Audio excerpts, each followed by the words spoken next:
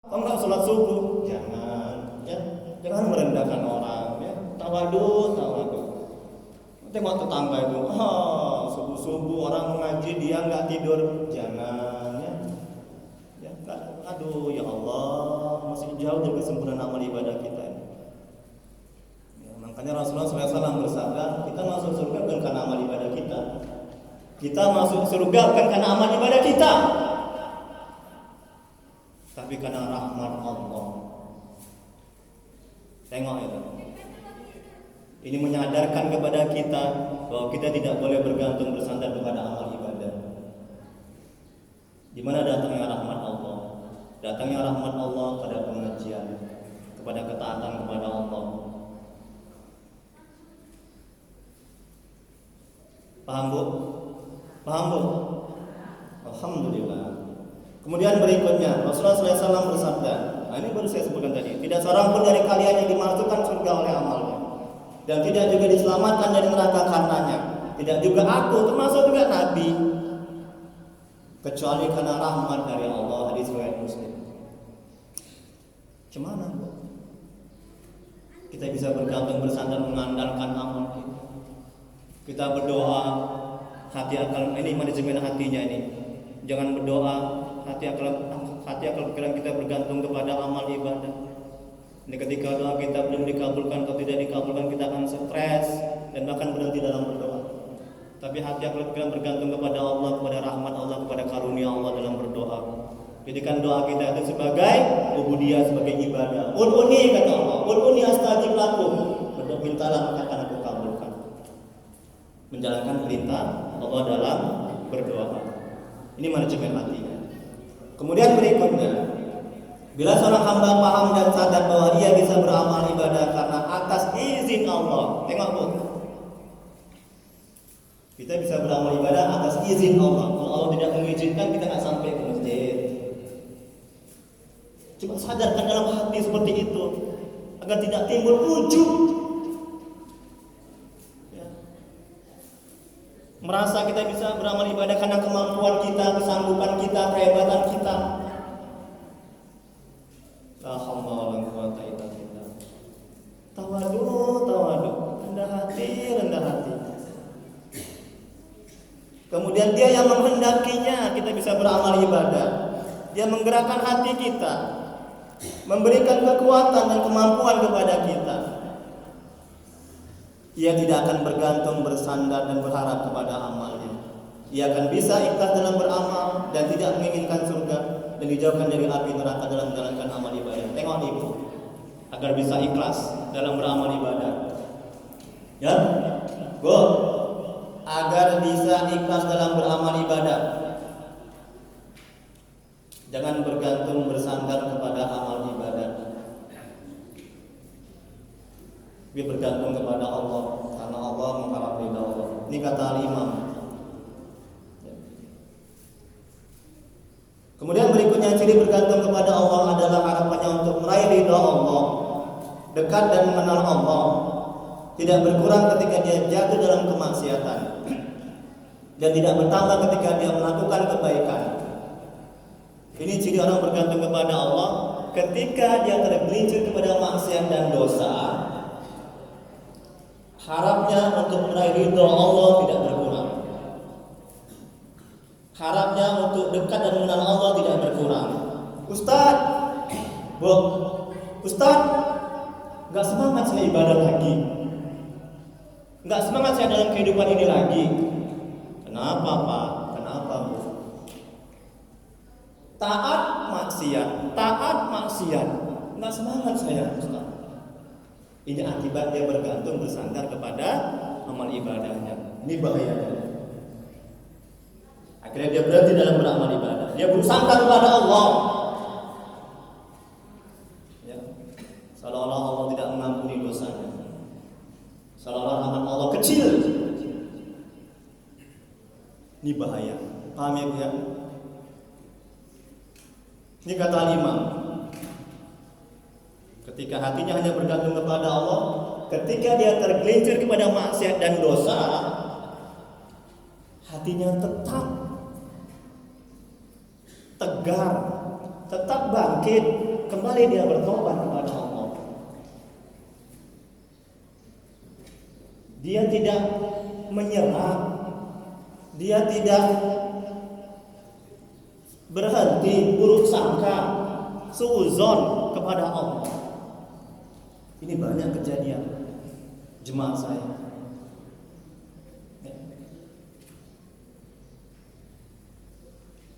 Karena tidak ada manusia yang tidak punya dosa, betul? Kecuali Nabi maksum.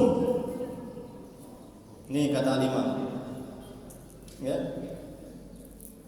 Jadi tetap dia ketika tergelincir kepada maksiat dan dosa, tetap dia mengharap ridha Allah hatinya, mengharap rahmat Allah. Atau rasa takutnya tidak bertambah. Lihat lagi Bu di kertasnya. Atau rasa takutnya tidak bertambah besar ketika dia tidak ingat kepada Allah. Juga harapnya tidak akan bertambah ketika dia mengingat Allah. Rasa takut dan harapnya selalu seimbang. Takut dan harap selalu seimbang. Takut, khauf, harap, roja selalu seimbang dalam ketaatan maupun dalam kemaksiatan. Ketika dia taat, tidak berharap, tidak begitu tinggi harapannya untuk meraih ridha Allah. Ketika buat maksiat juga begitu, tidak berkurang harapannya untuk meraih ridha Allah dalam ketaatan. Sama. Ini akibat bergantung bersandar kepada Allah. Jadi seperti burung, sayap burung, sayap kanan misalnya khauf, takut, sayap kiri roja, harap. Kalau misalnya hanya satu aja yang sempurna, satu tidak, burung itu tidak akan bisa terbang. Nah begitu juga. Kalau kita hanya takut aja, kita nggak akan bisa dekat dan mengenal Allah. Kalau kita hanya harap saja, kita akan terlena. Dia khauf, roja dan khauf. Kemudian berikutnya, lihat lagi Bu. Apabila kita melakukan suatu dosa atau ketinggalan satu wirid yang rutin di kolom terakhir itu Bu, penjelasan terakhir. Kemudian kita merasa jauh dari rahmat Allah atau kasih sayang Allah, ini menunjukkan kita berpegang dan bergantung kepada suatu amal. Orang yang sudah halaman 2 Bu, Pak, halaman 2. Orang yang sudah mengenal Allah dalam apapun keadaan mereka, tidak berkurang harapnya kepada Allah. Baik mereka sedang melakukan taat atau diuji melakukan maksiat, harap mereka kepada Allah tetap sama, karena mereka tidak berpegang dan bergantung kepada amal. Mereka berpegang dan bergantung kepada Allah, rahmat Allah dan anugerah Allah. Tengok itu. Kemudian berikutnya, jangan kita bergembira karena sedang mengerjakan amal ketaatan, tapi bergembiralah karena Allah menganugerahkan rahmatnya sehingga kita bisa beramal. Tengok ini Bu. Ciri orang yang bergantung kepada amal, dia bergembira ketika sudah mengerjakan amal ketaatan. Kalau hati kita, manajemen hati, kalau hati kita hanya mudah bergantung bersandar kepada rahmat Allah, kita tidak bergembira karena ketaatan yang kita lakukan, tapi kita bergembira karena apa kata Imam? Karena Allah menganugerahkan rahmatnya sehingga kita bisa taat. Paham itu Bu? Kalau Allah nggak menganugerahkan, nggak memberikan rahmatnya, pertolongannya, bantuannya, kita nggak bisa taat. Betul? Masya Allah, tabarakallah. Ini kata Imam, itu manajemen hatinya. Ya. Kalau kita bergembira karena ketakwaan kita, ini petanda kita berpegang dan bersandar kepada amal. Bila kita berpegang kepada Allah, rahmat Allah, apapun keadaan kita, kita akan selalu dekat kepada Allah. Allah berfirman dalam Al-Quran surat Yunus ayat 59, katakanlah, hanya karena merasakan karunia rahmat Allah lah kamu boleh bergembira, dan itulah yang lebih baik berguna bagi mereka daripada apa yang dapat mereka kumpulkan sendiri. Tengok ini kata Allah, karena rahmat Allah lah kamu boleh bergembira. Alhamdulillah ya Allah, ini karena karunia-Mu ya Allah, karena rahmat-Mu ya Allah, kasih sayang-Mu ya Allah, aku bisa beramal ibadah. Akhirnya hati kita tawadu, rendah hati, nggak sombong, nggak angkuh, ya, nggak stres kita ketika doa kita belum dikabulkan, nggak stres kita ketika apa yang kita lakukan tidak dipuji, tidak dibalas oleh makhluk. Kau kok nggak berterima kasih sama aku? Aku udah capek-capek tolong kau. Nih bu, kau kok nggak membalas? Setiap wirid aku kasih kolak, kolak bu. Aku nggak kau balas. Capek aku masaknya. Nah ini bu, ini akibat dia bergantung bersandar kepada amal sedekahnya. Dia butuh dibalas, butuh dipuji, butuh diterima kasih. Papa ini capek-capek aku berdandan, dipuji pun enggak. Nanti kalau nggak berdandan dia recok. Ini bu, ini kenyataan loh bu. Ya pak ya. Nah, ini kita yang kehidupan sehari-hari aja lah. Ya, nggak usah tinggi-tinggi itu kaji ya. Itu lebih baik kita amalkan, betul kan? Ya. Ini akibat istri bergantung bersandar kepada amalnya, kepada perbuatannya. Kalau dia bersandar bergantung kepada Allah, kepada rahmat Allah, dipuji nggak dipuji, istri nggak kecewa, ya, istri nggak sakit hati, ya, tenang hatinya. Oh ya, kata Ustadz Tri, nggak boleh kita bersandar bergantung kepada amal kita, kepada perbuatan kita. Nanti kita stres. Nah, coba itu manajemen hatinya, Bu. Coba amalkan tuh nanti kalau pulang. Nanti kalau misalnya ibu pulang, misalnya ya, suami misalnya nggak memuji karena ibu udah taat ikut pengajian, ibu jangan kecil hati. Ya. Ataupun sebaliknya, suami memuji, oh inilah istriku yang paling soleha sedunia. Ibu jangan wow. Itu ciri orang yang bergantung bersandar kepada amal. Ya. Dia gembira karena kesolehannya. Ini kata Imam tadi. Enggak boleh kita bergembira karena kesolehan kita, tapi bergembiralah, ini kata Allah, bergembiralah karena Allah sudah merahmati kita, mengkaruniakan kita, sehingga kita bisa beramal. Kita bergembira karena itu. Karena kalau Allah nggak merahmati, kalau nggak mengkaruniai, kita nggak bisa beramal ibadah. Masya Allah. Enak nggak bu kajinya bu? Oh bu, enak nggak bu? Jawablah bu, enak nggak bu? Tenang nggak hati? Tenang kan? Apalagi dengan muka Ustaz Tri ya. Bercanda. Supaya yang serius sekali Bu ya. Saya juga nggak suka banyak bercanda ya. Nanti ilmu itu mati. Hati itu mati. Banyak bercanda menyebabkan hati menjadi mati. Keras hati itu. Ya. Berikutnya, sedikit lagi Bu. Ini yang terakhir. Bergantung kepada Allah. Tolong pahami Bu. Bapak. Bergantung kepada Allah menyebabkan yang pertama, bersih dari penyakit hati, riya, takabur, sombong, ya, ujub, merasa hebat, merasa mulia, bersih hati itu. Kalau kita bergantung kepada Allah, Allah yang bilang bukan Ustaz Tri. Hatinya tenang, ya Allah, demi Allah, hati tenang. Enggak takut sama suami, enggak takut sama istri, enggak takut sama bos di PHK, enggak akan takut, enggak takut sama rezeki. Hati tenang, Allah Maha Kaya. Allah melihat, Allah mengurus. Allahu Akbar. Itu energi positifnya. Itu aura positif saya sering bilang sama jemaah yang saya ruqyah itu. Kalau kita hanya bergantung bersandar kepada Allah, hati kita akan timbul energi-energi positif dalam diri kita, dalam hati kita, dan aura positif dalam hati kita. Kita nggak akan takut sama siapapun, hanya takut kepada Allah. Kita nggak akan takut ditinggali suami, ditinggali istri, ditinggali anak, ditinggali pekerjaan. Ya Bu ya. Nah, Ustaz emosi? Enggak. Semangat. Saya kalau ceramah begitu, semangat. Ya. Kalau kaji tentang hati nggak ada yang ngantuk. Karena masalah hati, masalah batin. Ya. Kalau ada yang mengaji tentang hati mengantuk, berarti hatinya ada yang nggak benar, masih kotor. Ya, semangat. Ya, kemudian apa lagi?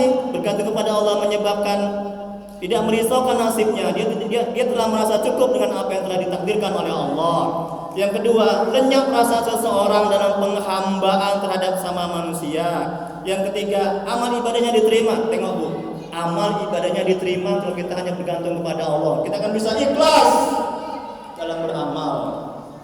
Bulat, tidak beramal karena suami, karena istri, tidak beramal karena pangkat jabatan, dan tidak beramal karena dunia. Ini dasarnya kalau kita hanya hati ini bulat bergantung sampai kepada Allah, karunia-Nya, rahmat-Nya.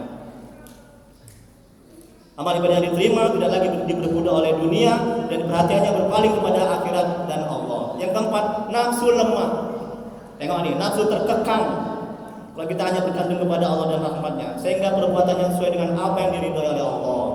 Dan terakhir, maka kalam hikmah ini menjelaskan kepada kita bahwa ketergantungan kepada amal adalah berkurangnya harapan menggapai ridha Allah, dekat kepada Allah, mengenal Allah ketika jatuh dalam maksiat dan dosa, kurang beradab terhadap Allah, serta merasa dirinya mempunyai hak-hak di sisi Allah.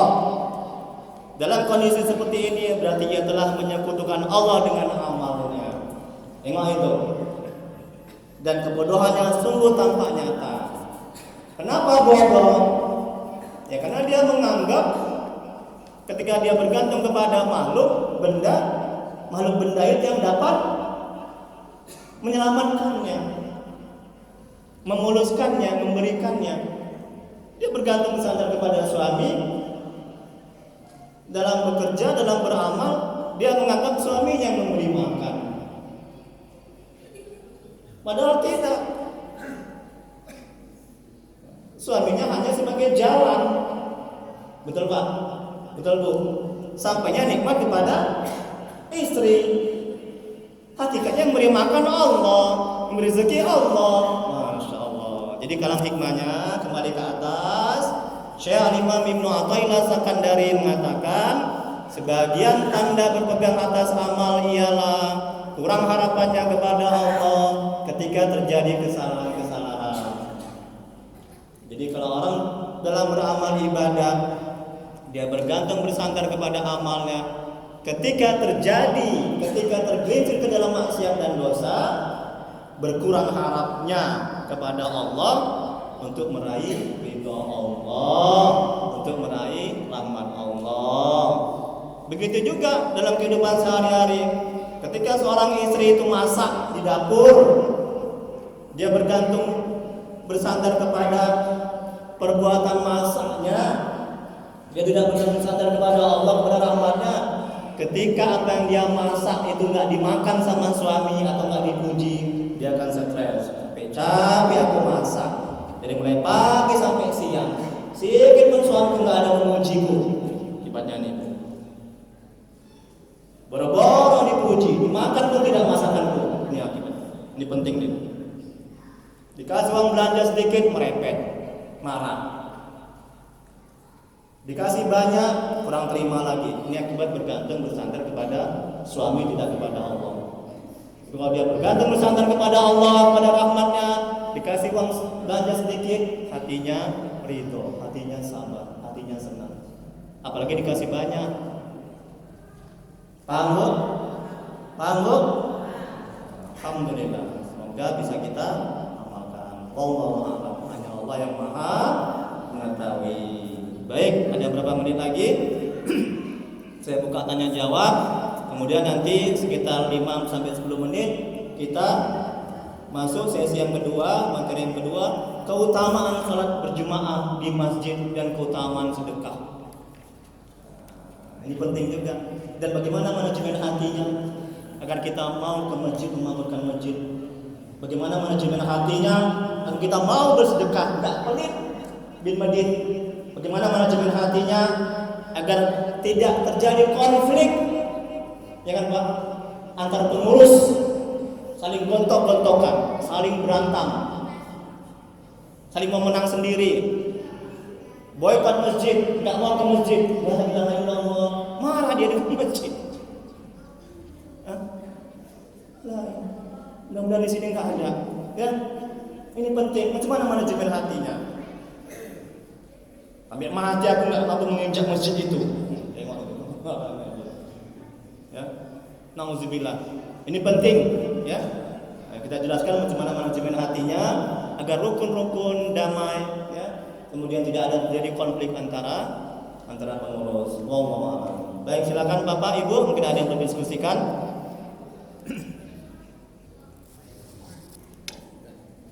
Oh ya, alhamdulillah. Saya minum Bapak Ibu ya. Ya, silakan. Assalamualaikum.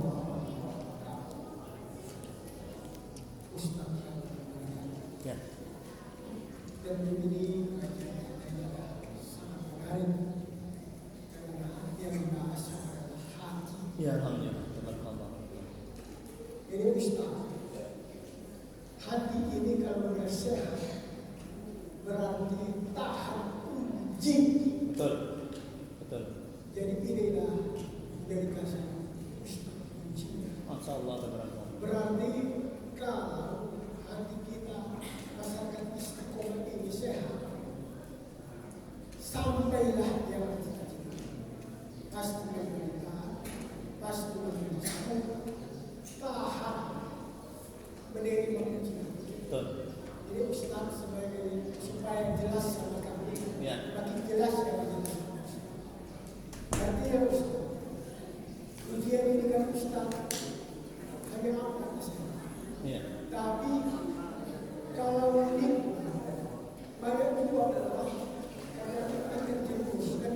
Ya. Tapi itu kan lebih mudah mengantisipasi.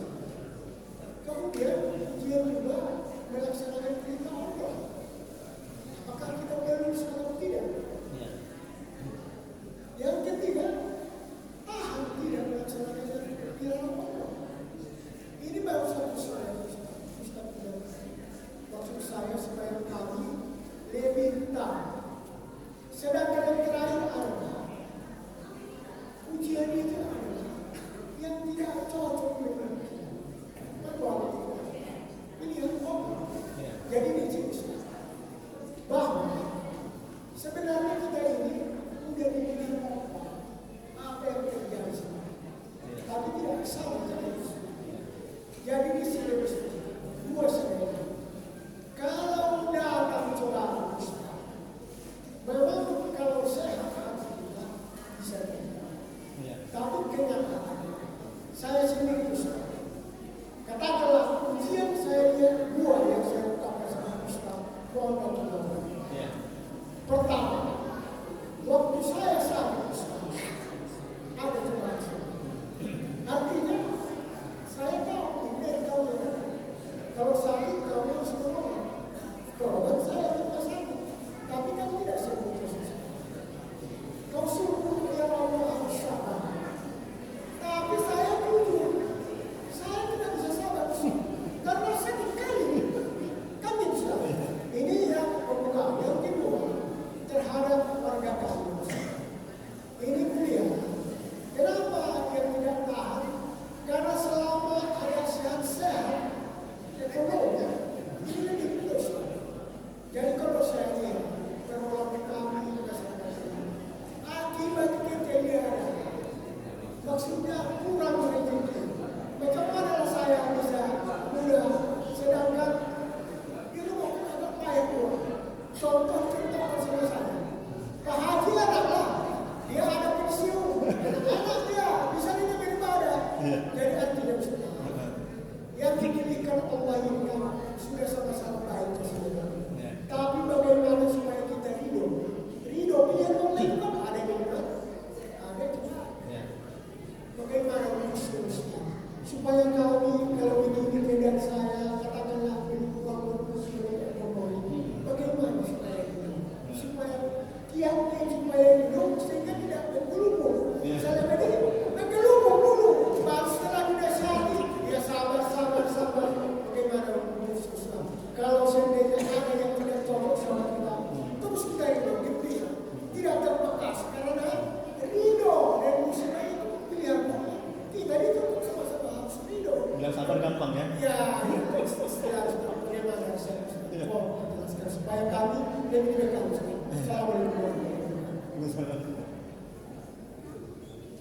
Alhamdulillah Allah membalas kebaikan Pak Haji ya. Amin ya rabbal alamin. Baik. Bagi yang ada punya pulpen boleh ditulis ya, atau juga yang punya HP direkam. Saya kasih amalan.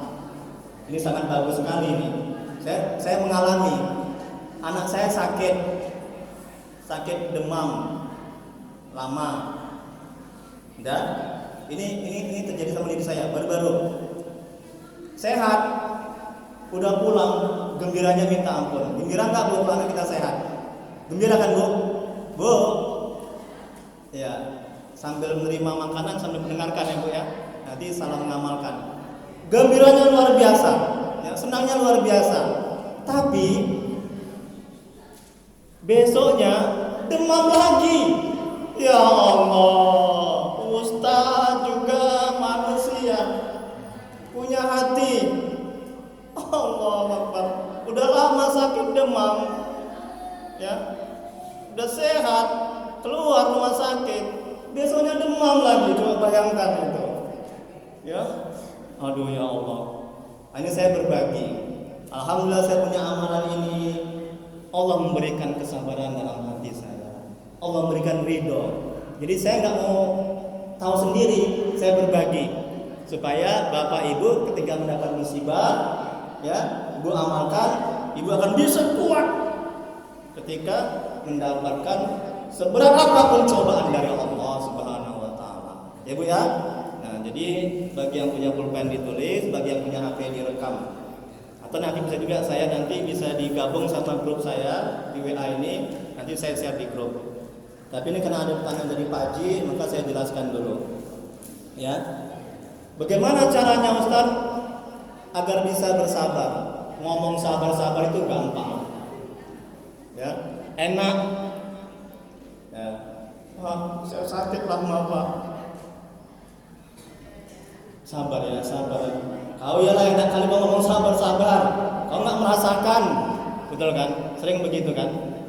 Nah, tapi kalau insya Allah kalau sudah mengamalkan ini, Allah akan memberikan kesabaran dalam hati kita. Ya.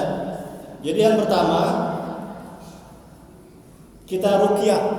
Rasulullah SAW bersabda, ini juga sunnah Nabi, kita meruqyah diri kita, hati kita, supaya kita bisa bersabar.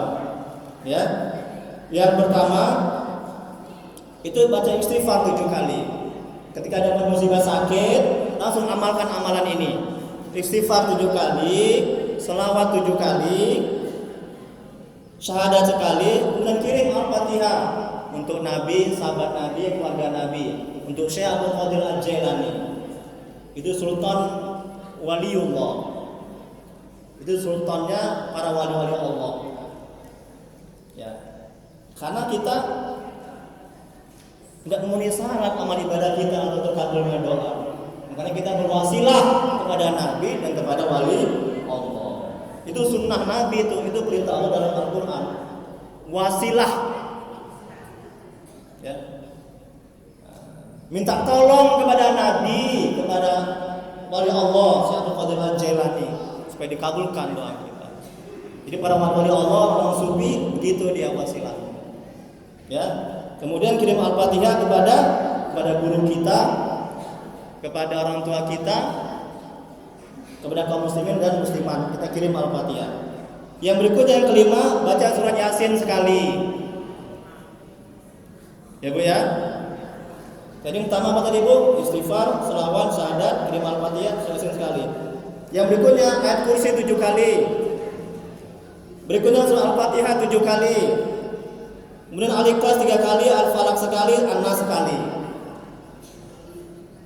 Nanti saya share lagi nanti. Ini sekedar saya jelaskan dulu. Supaya kita bersabar, supaya hati ini kuat.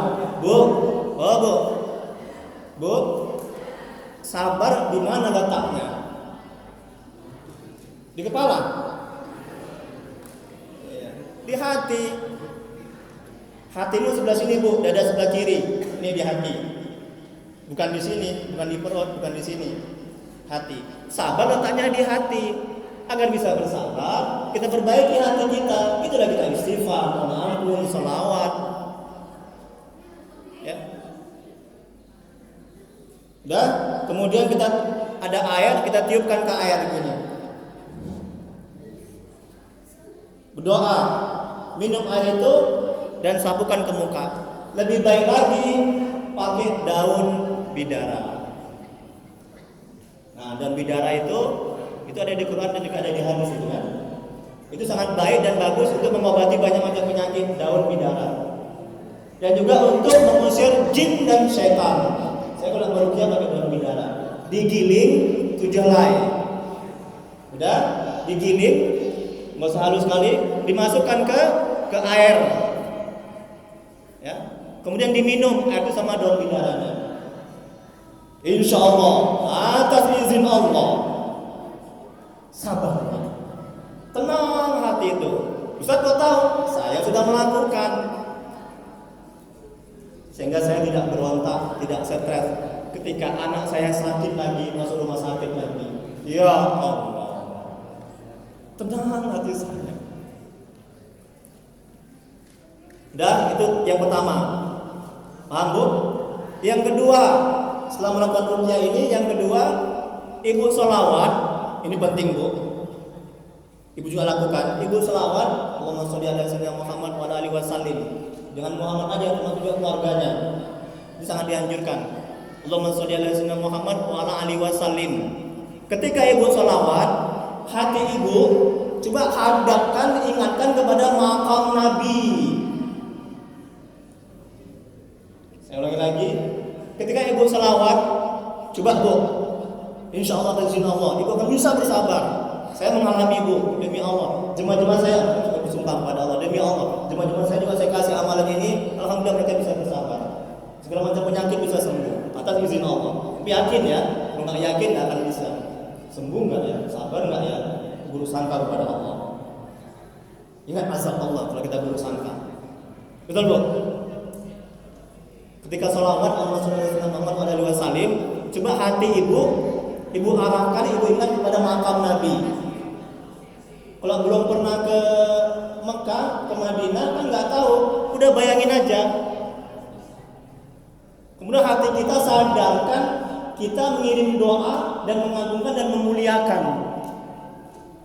Kalau selawat Allah kepada Nabi namanya rahmat, betul. Kalau malaikat Allah aja bersalawat, masa kita nggak bersalawat? Innallaha wa malaikatahu yusholluna 'alan nabi. Betul. Itu Allah bersalawat kepada Nabi. Malaikat bersalawat kepada Nabi. Malaikat kepada Nabi selawatnya itu ampunan. Kita kepada Nabi selawatnya kirim doa, mendoakan dan mengagungkan dan memuliakan agar semakin mulia. Loh, Nabi kan sudah mulia, untuk apa didoakan? Agar semakin mulia. Dan kita selawat kepada Nabi itu kembali